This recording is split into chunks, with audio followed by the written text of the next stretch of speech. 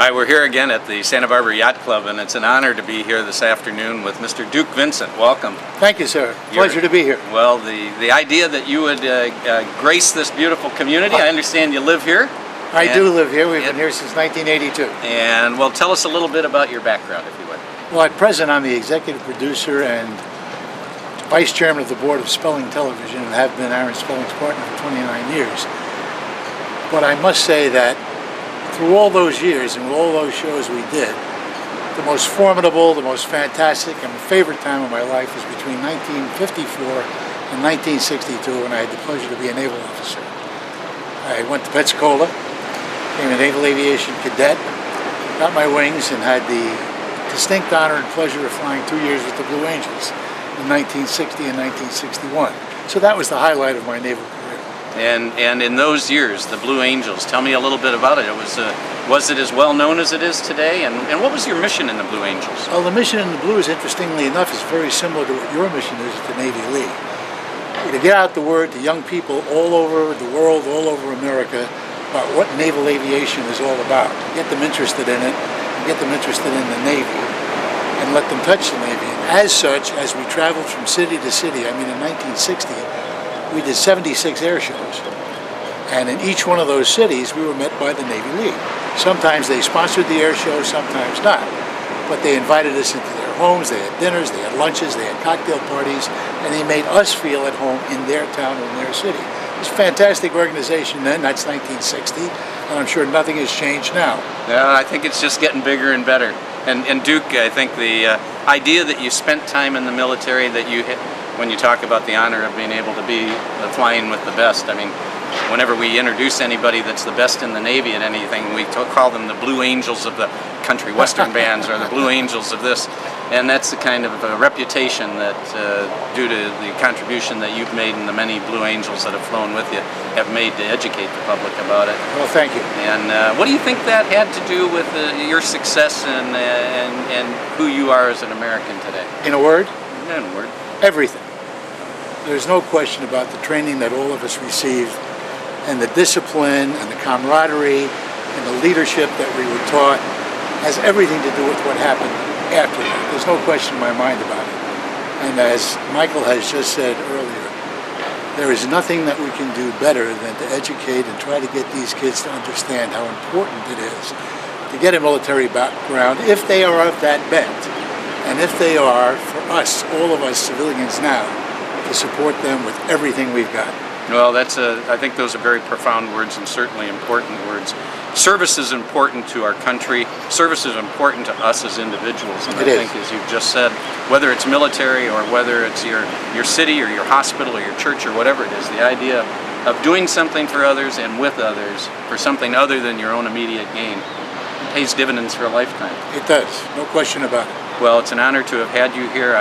Dynasty, of course, is a dynasty. The idea that you're here in Santa Barbara, and we'd like to invite you to come back at another time and maybe tell a sea story or two. Okay, thank you very much. It's a pleasure meeting you. Thank you. Likewise, dear. Okay, my name is E. Duke Vincent. I was the executive producer and vice chairman of the board of Spelling Television for 29 years. But the most formidable time of my life was the time I spent in the Navy, and 2 years of that time I had the honor of flying with the Blue Angels. A lot of people always ask me, how did that all start? And interestingly enough, it started when I was a cadet. About 10 weeks into the 16 weeks of what they called pre-flight in Pensacola, Florida, where you do a lot of studying in classrooms, but basically the other thing that happens is that there's a group of Marine drill instructors who are watching you with very callous style. You can take what they dish up to a class, a whole bunch of us in my flight, and 6 blue airplanes shot by overhead at about 1,000 feet. And I went, whoa, I want to do that. So about 3 or 4 days later, I get all dressed up in my best set of khakis, and I went down to Sherman Field where the Blue Angels were stationed. And I walked up to the second deck where their offices were, walked into the ready room, and there were 2 of the Blues who were playing AC/DC. And I said, excuse me, sir, but I'd like to speak to the commanding officer. And they kind of gave me one of those, pointed to an office. So I went and I knocked on the door and I heard, yeah. I walked in and I said, Cadet Ventimiglia reporting, sir. And he said, uh-huh. and just what is it you're reporting for? I said, I want to be a Blue Angel. And with those cold black eyes of this Navy jet fighter pilot, who is a Philippine Sea War veteran and highly decorated commander, looked up and said to me, don't you think you ought to learn how to fly first? And that was my first introduction to him and the team. Years later, when I applied to be a member of the Blue Angels, I wrote to him, and he remembered me. And I said, would you recommend me? And he said, absolutely, and he did. That's the first story. Good afternoon. We're here at the Santa Barbara Yacht Club, and it's a pleasure to be here with Chief Tom Haug of the MSD, United States Coast Guard, and responsible in large part, I understand, for our safety and marine safety here. I'd like to learn a little bit. Two things, I guess, I'd like to ask you, Tom. What your mission is here, of course, with MSD, and then from your perspective, why does the Coast Guard need to be in Santa Barbara, and is it a special place, or what's your thought? No, it's a special place, all right. We've got two questions. Let's go with the first one. Our mission, we cover 3 counties. We cover Santa Barbara, we cover up to San Luis Obispo County, and down to Ventura counties. We inspect the offshore platforms, we inspect the onshore facilities, we inspect the charter vessels, the whale watching vessels. We inspect so many different things, it's hard to keep track of. We're an 8-person unit. We cover everything that a larger unit, 100-person unit would cover in an area, but we're a remote unit. We report to Sector Los Angeles Long Beach. They're our parent command. They're the ones we report to. What we're looking for is safety of life at sea and security. So we're inspecting, when we go on board vessels or on board facilities, we're looking at things to protect the mariners themselves and protect the environment, and then protect the public, the people that are on board the vessels or on board the facilities, but then the people ashore, to make sure that everyone's doing what they want to and need to safely. That sounds like a lot of responsibility, and probably takes quite a bit of knowledge. What's the average tenure or years of service of the people that are serving in your unit? Generally with our unit, we've got, like I said, a small unit, but most of our personnel that come to this unit have prior marine safety and security background. So they've been at least at another unit where they've had some exposure. They come here, they're ready to go. We're a small unit, and it's difficult to train people. We need people to be ready to go as soon as they get here. So a lot of our background is very specialized in both the marine safety and security fields. And how about Santa Barbara? Is it a tough place to get, or would you rather be in Ketchikan? Well, it is a tough place to get. There's a lot of people that look forward to coming to Santa Barbara. They really enjoy. Santa Barbara is well known, and it's well understood that it's a great place to live. It's a great place to visit, and of course the reception and the support that we get from the Santa Barbara Navy League is just incredible. And both from just them as an entity and as the city and the port stakeholders here, we get so much support, like the Santa Barbara Yacht Club. There's a lot of support that we get from the surrounding communities, and we really appreciate that. We wouldn't be able to do our job without that kind of support. It's a great place to be, and everyone I know that comes here really looks forward to it. And people that leave, it's something that stays with them. They understand that, and they really enjoy looking forward. They look forward to coming back whenever they can, whether they get stationed back here again or they come back on their own vacation to live. Well, the United States Coast Guard, as the Navy League knows, and as we work very, very diligently to make sure that the rest of the community knows, is one of the most critical components of our safety. Of the harbor. We are a maritime nation, and as we know, we're a maritime nation that has been under attack, and the United States Coast Guard has come up with tremendous response, and albeit too few resources. So if there's anything that we can do for you, or the resources that we can help deliver in terms of information to our legislators, or just creature features here in town, we'd want to make sure that you let us know, and if you have any of those ideas, please come back and speak with us about those. We'd love to get the word out. We will, and the biggest thing we've learned since 9/11, the biggest thing we try to explain to a lot of the stakeholders that we work with, and the public, and anyone, is just the communication, both from the agencies to the agencies, and then from the agencies. What we've learned is we can't do it all on our own. We're such a small organization that we rely on the other state agencies and the public, and we rely on everyone else to help us do our job. So the better we can communicate, the better we can express our mission, what we're trying to accomplish, the easier it is for us to do that. And that's the easiest way that we can accomplish that, is for everyone to understand what to expect from us and where we can help them. Well, we look forward to playing our part with the Navy League and Coast Guard. You know where they are. They're down here in the harbor if you need to find them. There's wonderful people to be able to come in and ask questions of. They're always there for us. Thank you to you and your pen. Thank you very much. We're here at the Santa Barbara Yacht Club and very pleased to be here with the CO of the U.S. Coast Guard cutter Blackfin, Lieutenant Josh Empen. Welcome. Nice to see you again, sir. Well, it's very good to have you here and in our community, and obviously the Blackfin is a vessel that we see has a high profile here in our harbor, and be interested in understanding what it is your unit does and the size of your unit. Give us some information. The Blackfin's an 87-foot ship. We operate from Dana Point all the way up to Morro Bay, up to about 300 yards or 300 nautical miles offshore. Occasionally do Mexico patrols. In the last year, we've gotten 2 big marijuana drug busts down there. Almost $27 million worth of marijuana kept off the streets. Got a crew of 12 guys. One of the best crews I've ever worked with in the Coast Guard. I'm pretty fortunate here in Santa Barbara with this ship and this crew. Is that because the Santa Barbara area gets the best and the brightest to come to it? Yeah, I think that might be part of it. And then we also have the Navy League here that really looks out for us. But it's a good place to be. What is it that motivated you to want to join the Coast Guard and become an officer, and did you ever think you'd have your own ship? I always wanted my own ship. I joined the Coast Guard because I wanted to give back something to the community. Really like going to sea, love the ocean, love being here in Santa Barbara, stationed in Miami. It's been great to me. I've been pretty fortunate in the Coast Guard. What do you think you and the people that belong to the Coast Guard and that go out and spend perhaps days at sea get as a result of having joined and being members of that kind of an organization? I think most of the people, they enjoy the excitement out there. You never know what's going to happen day to day. Could be out there for a search and rescue case, a couple hundred nautical miles offshore, saving someone's life, or you could be chasing down some drug runners down off the coast of Mexico. There's always that excitement, and just nice to be able to give back, and nice to also be out there and have some fun that we get to. And saving people. I mean, vessels break down, and I know you have to board vessels as well, don't you, when you're out there to see if they're suspicious or within code? Is that accurate? Right, yeah, we'll board vessels to make sure they're safe, so people are always safe out there, and once we get on board, then determine they're safe or not. And there's some other things we can do.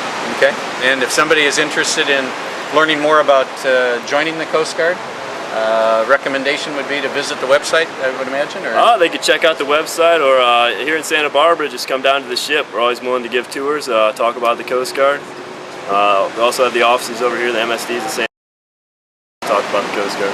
That's better than going to a website. We're not talking virtual here, we're talking real-life experiences and people that really do serve our country and benefit from it themselves as a result of that. It's an honor to have you here, and I thank you very much for your service. Thanks a lot, sir.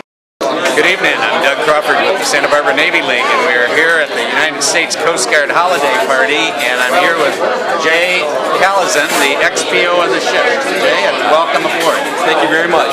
We are very pleased to be able to host this party on an annual basis for the United States Coast Guard, and while we're here on the Channel Cat in the Santa Barbara Harbor, I'd like to know what it is you've been doing for the Coast Guard and what the Coast Guard has meant to you. Well, I've been the executive petty officer of a couple of Coast Guard boats, one up in Washington and this one here in Santa Barbara. I just came back from overseas in Iraq, where I was helping serve with other Coasties that are doing our part over there. Basically what the Coast Guard's meant to me is a life's fulfillment. The chance to be a cop, a fireman, somebody be out there and help those people who need it out there at a time when they really need it. It's something that I always aspired to, always wanted to do, always respected when I was growing up, and now I finally have had the chance to do it these last 10 years. I want to say thanks to the Navy League for the support that I've seen you guys giving us, even since I've given here support of our Sailor of the Quarter, which really gives some of our junior members some initiative to try and strive and be a little bit more than just that average sailor, and just the overall welcome that you've given me since I've come back from overseas. Well, Jay, we are all about supporting the men and women of the sea services. We're about supporting their families. We're about youth programs, and of course, one of the things that's wonderful to hear you say is that this has been kind of a dream of yours ever since you've been a young person. To number one, serve our country. To number one, Number two, to be able to do that in the United States Coast Guard, which, as we know, ever since 9/11 is a critical component of our security and our safety. So we just need more of you, and we're going to work to get you better ships and more of them, and more people like yourself. Thank you for serving. Thank you very much. We're here with Chief Chris Bosley from the Coast Guard cutter Blackfin, and it's a holiday period. What is it that the Coast Guard means to you, and what about being here in Santa Barbara? The Coast Guard is pretty much my life. Has been for the last 17 years. It's been a way of life for me. Ever since I've been 17, that's when I joined the Coast Guard. It's been a way of life. It puts food on the table. I love it. It's a great adventure. And Santa Barbara is just awesome. It's a real blessing to be here. If I could do my whole career here, I would. We'll do everything we can to keep you here, Chris. That's not going to happen, but I wish it could. Okay, well, it's here from here to Ketchikan, maybe? Trying to go up to San Francisco this summer. Same type of boat. I like this type of boat. We're here at the Coast Guard party now with Jeremiah Crafton, a U.S. Coast Guardsman here in Santa Barbara. What is it that you do for the Coast Guard, and how come you're in the Coast Guard? Well, I'm in for the same reason as what I do. I'm a cook. I'm a food service specialist on the Blackfin, and I came in for the training and the schools that the Coast Guard provides for me. And did they give you good training, good schools? Oh, it was amazing up in Napa Valley. Wonderful. And so Napa Valley, cook, Coast Guard, and now you're in Santa Barbara. Life's pretty good. How long have you been in? I've been in about 4 years. The last 3 were in Hawaii. Okay, well, that's pretty good duty. Okay, well, blessings to you, and thank you very much for what you do. You don't feed them well, they don't perform well. Well, we're here with Lieutenant Josh Empen, the CO of the Blackfin. Welcome aboard the Channel Cat, and we'd just like to thank you and your Coast Guardsmen for all that you do for our country, and give you an opportunity to wish happy holidays or whatever you like to the Santa Barbara community. Merry Christmas, everyone. I just want to quickly say thanks to the Navy League for everything you guys do for us. It's been amazing. Me, my crew, you really took care of us. I really appreciate it. Well, you're a very visible sign of exactly what is important to us is when we talk about security and safety. You guys are all about that. You do an awesome job. We get the best and the brightest here in Santa Barbara. Thank you very much. We're at the United States Coast Guard party, and it's a real honor to be here in the harbor amongst one of the premier ships that we have in the harbor with the Captain King. Can you tell us something about what it means to you to be here and what the Coast Guard means to you, you and the Channel Cat? Without the Coast Guard, we wouldn't be here to begin with, but it means a great deal. It's the first time we've ever had the Coast Guard out here, and they're wonderful guys. I know them all, so we're going to have a great time today, tonight, and so anyway. The Channel Cat is absolutely beautiful. I can't tell you how warm and just it feels like this is the right place for the Coast Guard to be celebrating another great year. It's pretty comfortable to be inside the boat, The weather's supposed to be rather inclement tonight. Maybe we're going to have rain, maybe not, but we don't care. And guess what? You got the best crowd you could possibly have for inclement weather if you're going to have it. That's right. You got United States Coast Guard. That's right. We don't need to worry about anybody getting seasick. Or anybody whining. Or anybody whining, that's for sure. All right, King. Thank you very much. We look for a wonderful evening. Yes, sir. Well, we're here celebrating the Coast Guard and the holiday, and many people don't realize just what an important part of the Coast Guard Auxiliary is. Please tell us who you are and what that means to you. Okay, my name is Bo Gatch, and I'm the newly elected Vice Commander of the Santa Barbara Coast Guard Auxiliary Flotilla. And I joined just shortly after 2001 because I wanted to do something to help our country. And I always get a kick out of the fact that the auxiliary are called the MMFMs, the Multi-Mission Force Multipliers of the United States Coast Guard. We try to help them in every way that we can. Well, I do realize that you are actually part of the Coast Guard. Volunteers, not paid. What is it? If people want to join the auxiliary, And we need men and women and volunteers, and there's no upper age limit. and how do they do that? How do they get in touch with you? Probably the easiest way is to call the Marine Safety Detachment here in Santa Barbara and ask for the names of the appropriate Coast Guard auxiliary person. Okay, we'll get that number up on the screen, and thank you very much. Happy holidays. Thanks, Doug. Thank you. What a wonderful way to celebrate the season is to have a good reason Ghosties are the best in the world. And Sister Christine, what is it that drives you to want to participate and serve these and honor these men and women? Because of what they do for our country. There can be no better cause. Well, that's coming from a very, very good source, I have. Thank you very much, Sister Christine, for all you do. Okay, we're here at the holiday event of the season right now with Jim Buckley, as we all know, the finest newspaper publisher and magazine area that we have in the area. Publish Emeritus, though. Publish Emeritus. My Okay. son is the managing publisher. Okay, well that's good news for us as well, because that means we've got two Buckleys working for us to get the right news out and report it for Family continuity. I'm now just the institutional memory of the paper. Okay, That's all I am. That's with a memory as short as mine. Now you're the guy that I remember. So anyway, we're glad to have Tim aboard in the community, and we also would like to know, what is it that the Coast Guard or the Navy League means to you, and why are you here? Well, you know, I spent 4 years in the Navy. I was stationed on Isle Royal, which was a tender, destroyer tender, and then I spent almost 2 years on a DDE, the Henry W. Tucker station in Japan.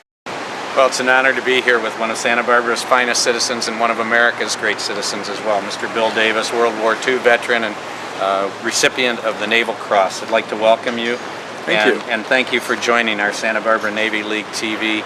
Be very interested, Bill, in hearing why the Navy's important to you, and if you have something that you might be able to tell us that will benefit future generations as it relates to you. And then after that, then I'd just like to hear your story, your sea story. Very good. I was a college student when the attack on Pearl Harbor took place. I couldn't wait to get out. I wanted to specifically fight in the Pacific against the Japanese because of the attack, and was fortunate enough to get into the Naval Air Corps, trained as a fighter pilot, and ended up on the Lexington in Fighting 19. It was October 25th, 1944. We had fought previous day in the Straits in the Philippines as the Japanese fleet came through, but we knew there was another fleet to the north with 4 aircraft carriers.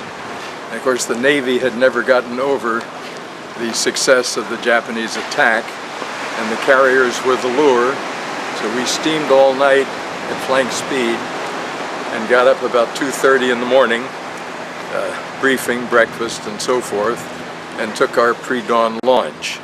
As a fighter pilot, we normally carried a 500-pound bomb in addition to 2,400 rounds of ammunition.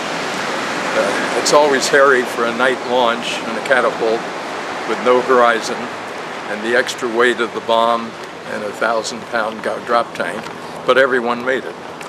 And we flew north, knowing we were flying into a major Japanese fleet. 4 aircraft carriers, a battleship, a heavy cruiser, light cruiser, and screening destroyers. And as one of the fellows informed us as we were in the ready room before we went off, he had added up there would be 320 anti-aircraft guns firing at us. We arrived up there slightly after sunup. Our skipper was target coordinator for the attack. I happened to be in the high cover for the 4 planes at 23,000 feet circling above the group as we went in. The skipper asked us to hold off for a moment, and we did.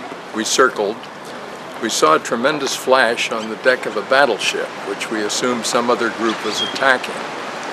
That was not the case. That was apparently a 16-inch gun, and they were able to lay an anti-aircraft shell right in the center of our formation.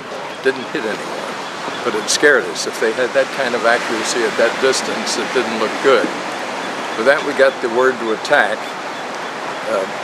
We were at the 23,000 feet. We happened to be right on the side of the Japanese fleet, and without any hesitation, my division leader took off and we started the dive from there. This put us well in advance of the rest of the group that were forming up for a coordinated attack. On top of that, we were going in too flat and from too far away. I knew there was no chance of getting a hit. So when we got to about 8,000 feet, I pulled out and went back up to 13,000 feet, just coasting. And I got up there. I stalled the airplane directly over the Japanese aircraft carrier that we had been directed to hit.